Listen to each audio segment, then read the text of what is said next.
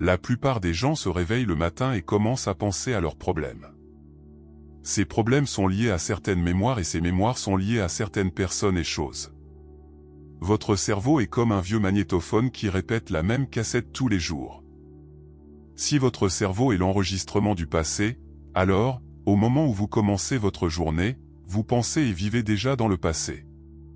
Chacune de vos mémoires a une émotion et les émotions sont le produit final des expériences passées. Alors, au moment où vous vous souvenez des problèmes, vous vous sentez soudainement malheureux, triste, ou ressentez de la douleur.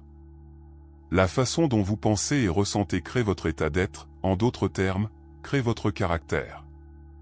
Si tout votre état d'être, quand vous commencez la journée, est dans le passé, cela signifie que votre passé, tôt ou tard, deviendra votre futur. Par exemple, quelque chose qui s'est passé hier vous a mis en colère. Aujourd'hui, vous vous réveillez et y pensez, et vous vous sentez de nouveau en colère. Continuez à faire cela pendant 2 jours et les gens penseront que vous avez passé une mauvaise journée. Continuez à faire cela pendant 1 semaine et les gens penseront que vous êtes de mauvaise humeur. Si vous continuez suffisamment longtemps, bientôt la colère fera partie de votre caractère et vous serez connu comme quelqu'un qui est toujours en colère. Comme vous pouvez le voir, vos pensées ont quelque chose à voir avec votre destin. Cela signifie que, si vous continuez à penser au passé, vous continuerez à créer la même vie sans même vous en rendre compte. Vous continuez à créer la même vie que vous n'aimez même pas. Voici comment cela se passe généralement, vous vous réveillez et prenez votre téléphone. Vous vérifiez votre Instagram, votre WhatsApp, lisez quelques emails ou messages, puis vérifiez les nouvelles et maintenant vous vous sentez enfin vraiment connecté à tout ce qui est connu dans votre vie. Après cela, vous passez par une série de comportements routiniers, vous sortez du lit du même côté, allez aux toilettes, prenez une tasse de café dans votre tasse favorite, prenez une douche, vous habillez et prenez le même bus ou conduisez au travail de la même manière. Enfin, vous arrivez au travail et voyez les mêmes personnes qui appuient sur les mêmes boutons émotionnels. Quand le travail est fini, vous courez de nouveau chez vous pour refaire les mêmes choses le lendemain. Cela devient votre routine et la routine fonctionne comme un programme informatique. Et maintenant vous avez perdu votre libre arbitre pour un programme. Ce n'est plus vous qui contrôlez, mais le programme subconscient. 95% de ce que nous sommes, au fil des années, est un ensemble mémorisé de comportements, réactions émotionnelles, habitudes inconscientes, attitudes, croyances et perceptions qui fonctionnent comme un programme. Alors, vous pouvez dire avec votre esprit conscient de 5%, « Je veux être en bonne santé, je veux être heureux, je veux être libre », mais le corps est gouverné par un programme différent. Vous mettez l'esprit conscient de 5% contre l'esprit subconscient qui est à 95%.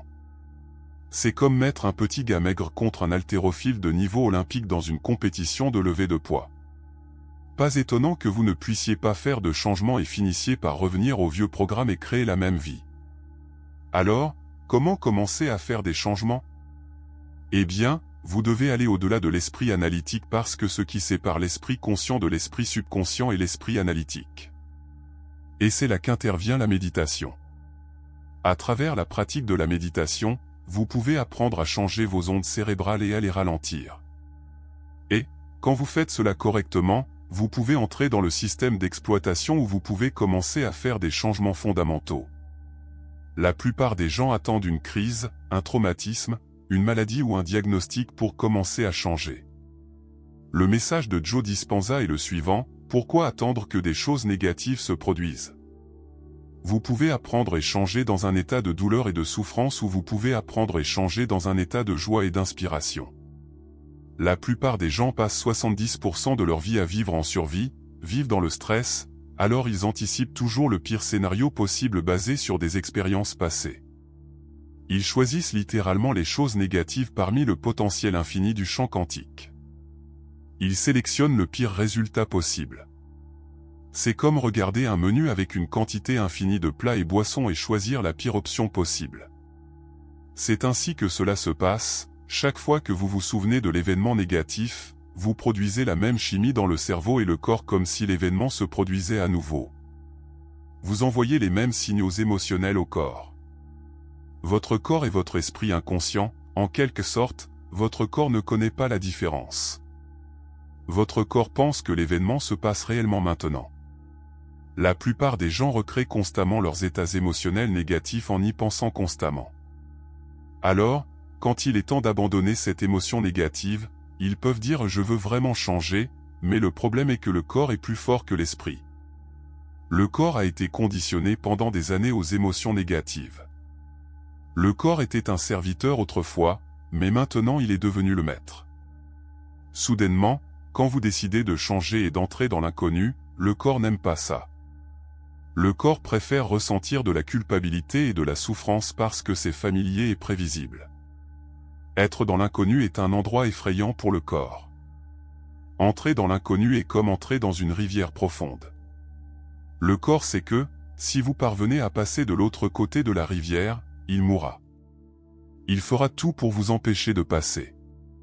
C'est pourquoi, au moment où vous commencez à méditer, soudainement votre nez commence à démanger, vous vous souvenez d'une tâche importante que vous deviez faire et, tout à coup, vous recevez une mémoire d'il y a 20 ans. C'est votre corps qui dit « Allez, abandonne et retournons à notre vieille vie misérable ». Le corps a beaucoup d'outils et utilisera chacun d'eux pour vous empêcher d'entrer dans l'inconnu. L'inconnu est le meilleur endroit pour créer votre futur et la façon la plus simple d'entrer dans l'inconnu est à travers la méditation. Une fois que vous êtes dans un état profond de méditation, vous pouvez commencer à créer votre futur. Quel genre de nouvelle vie voulez-vous? Quel comportement voulez-vous démontrer? Quel genre de personne voulez-vous être? L'acte de fermer mentalement les yeux et de répéter les choses ou comportements que vous voulez dans votre vie est la meilleure façon de créer votre futur.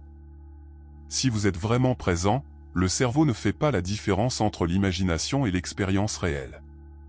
Grâce à l'acte de l'imagination, vous installez les programmes de logiciels de votre vie future. Maintenant, votre cerveau n'est plus un enregistrement du passé, c'est une carte pour le futur. Et, si vous continuez à faire cela, qui sait, vous pouvez commencer à agir comme une personne heureuse. La partie la plus difficile est d'apprendre à votre corps émotionnellement comment le futur sera avant l'expérience réelle. Simplement imaginer n'est pas suffisant. Vous devez ressentir émotionnellement cela dans votre corps. Si les pensées sont le langage du cerveau, les sentiments sont le langage du corps.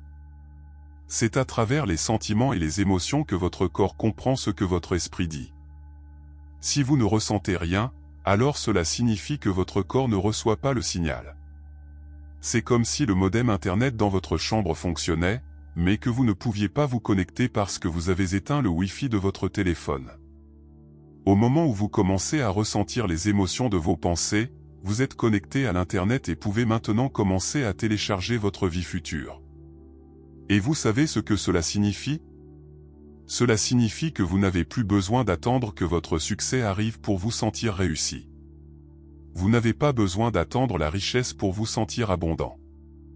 Vous n'avez pas besoin d'attendre votre nouvelle relation pour ressentir de l'amour. Selon le modèle quantique de la réalité, au moment où vous commencez à vous sentir abondant et digne, vous générez de la richesse. Au moment où vous commencez à ressentir cela, vous commencez à marcher vers votre futur maintenant. Cela signifie que vous devenez le créateur de votre futur. Vous ne vivez plus comme une victime en disant des choses comme « je suis comme ça à cause de cette personne ou de cette expérience ». Malheureusement, aujourd'hui, beaucoup de gens sont victimes de leurs propres pensées négatives du passé. La plupart des gens ne réalisent pas cela, mais voici une chose à propos des pensées, juste parce que vous avez une pensée, cela ne signifie pas qu'elle est vraie. Laissez-moi répéter, juste parce que vous avez une pensée, cela ne signifie pas que vous devez agir dessus. En moyenne, vous pensez à 60 à 70 000 pensées par jour. 90% de ces pensées sont les mêmes pensées que la veille. Si vos pensées ont quelque chose à voir avec votre destin, alors votre vie ne changera pas beaucoup, parce que la même pensée mène au même choix, le même choix mène au même comportement, le même comportement crée la même expérience et la même expérience produit la même émotion. C'est pourquoi il est très important de méditer, afin de pouvoir devenir plus conscient de la façon dont vous pensez, agissez et ressentez. Plus vous êtes conscient, moins il est probable qu'une pensée indésirable passe inaperçue par votre conscience. Le mot méditation signifie se familiariser avec. Alors, à mesure que vous vous familiarisez avec les pensées, comportements et émotions du vieil moi, vous ne les laissez plus vous influencer. Au lieu de cela, vous commencez à penser de nouvelles pensées et à conditionner le corps à un nouvel état émotionnel. Si vous faites cela suffisamment longtemps, ce nouvel état émotionnel deviendra familier pour vous. Créer un nouveau moi est comme créer un nouveau jardin. D'abord, vous devez vous débarrasser des mauvaises herbes et des pierres, puis vous devez arracher les plantes du passé et préparer le sol. Ce n'est qu'après cela que vous pouvez commencer à planter. Méditer fonctionne essentiellement de la même manière. Vous préparez le jardin et ce n'est pas un travail facile. Entraîner votre corps à s'asseoir et à méditer est comme entraîner un animal sauvage ou un chien. Vous dites « assieds-toi et attends ici », mais il s'enfuit. Alors vous le rattrapez et le ramenez, mais bien sûr qu'il s'enfuit de nouveau et vous devez le rattraper et le ramener encore une fois. Au moment où vous commencez une méditation, le corps dit « il est 8 heures », tu lis normalement des emails et te mets en colère à 7 heures, mais te voilà assis et ne faisant rien. Tu es hors programme, qu'est-ce qui se passe? Cela fait des années que nous nous mettons en colère ensemble à 7 heures, mais soudainement tu veux changer comme ça du jour au lendemain. Alors, le corps commence à envoyer des signaux. Le corps cherche essentiellement cet état chimique prévisible et il ne se soucie pas que ce soit un état toxique. Chaque fois que vous devenez conscient de ce que votre corps fait et ramenez votre attention au moment présent, vous dites au corps qu'il n'est plus l'esprit et que vous êtes l'esprit. Et maintenant, votre volonté devient plus grande que le programme.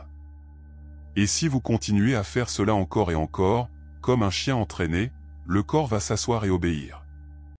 Au moment où le corps se rend, il y a une libération d'énergie. Vous passez de la particule à l'onde, de la matière à l'énergie et vous vous libérez des chaînes de ces émotions qui vous maintiennent dans le passé familier. Si vous faites cela pendant seulement 7 jours, vous commencerez déjà à voir des différences dans votre vie. Vous commencerez à vous rattraper plus souvent et à éviter de revenir à l'ancien moi malheureux. Bien sûr, vous devez répéter ce processus suffisamment longtemps jusqu'à ce que votre réalité future devienne votre réalité actuelle. J'espère que cette vidéo a été utile. Merci de l'avoir regardée.